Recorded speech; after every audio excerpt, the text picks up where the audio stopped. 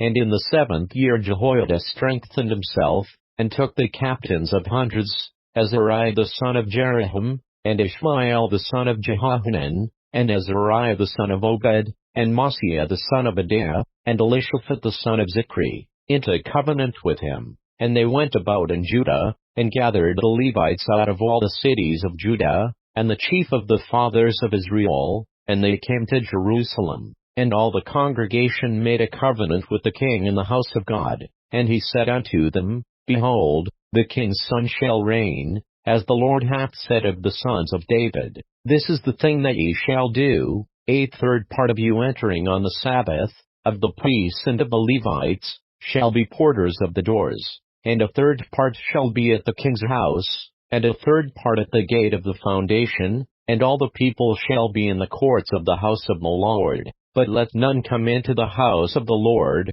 save the priests, and they that minister of the Levites, they shall go in, for they are holy, but all the people shall keep the watch of the Lord. And the Levites shall compass the king round about, every man with his weapons in his hand, and whosoever else cometh into the house, he shall be put to death. But be ye with the king when he cometh in, and when he goeth out. So the Levites and all Judah did according to all things that Jehoiada the priest had commanded, and took every man his men that were to come in on the Sabbath, with them that were to go out on the Sabbath.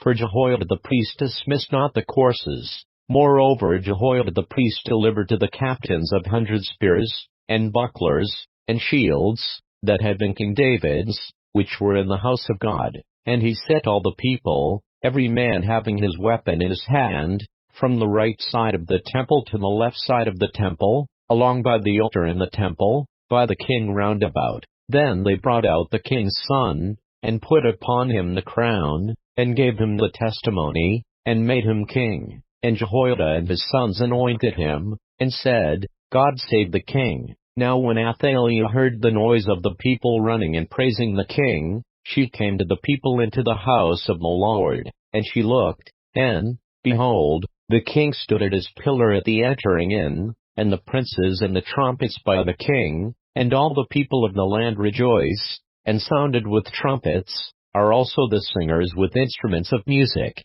and such as taught to sing praise.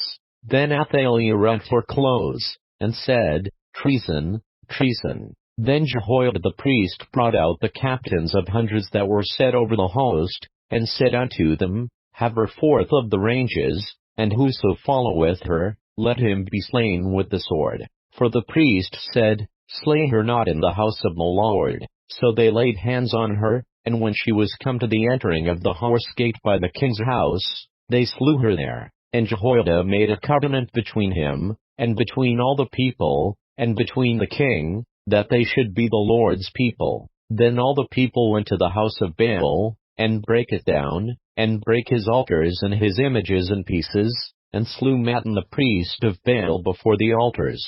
Also Jehoiada appointed the offices of the house of the Lord by the hand of the priests the Levites, whom David had distributed in the house of the Lord, to offer the burnt offerings of the Lord, as it is written in the law of Moses, with rejoicing and with singing, as it was ordained by David. And he set the porters at the gates of the house of the Lord, that none which was unclean in anything should enter in. And he took the captains of hundreds, and the nobles, and the governors of the people, and all the people of the land, and brought down the king from the house of the Lord, and they came through the high gate into the king's house, and set the king upon the throne of the kingdom. And all the people of the land rejoiced, and the city was quiet, after that they had slain Adaiah with the sword.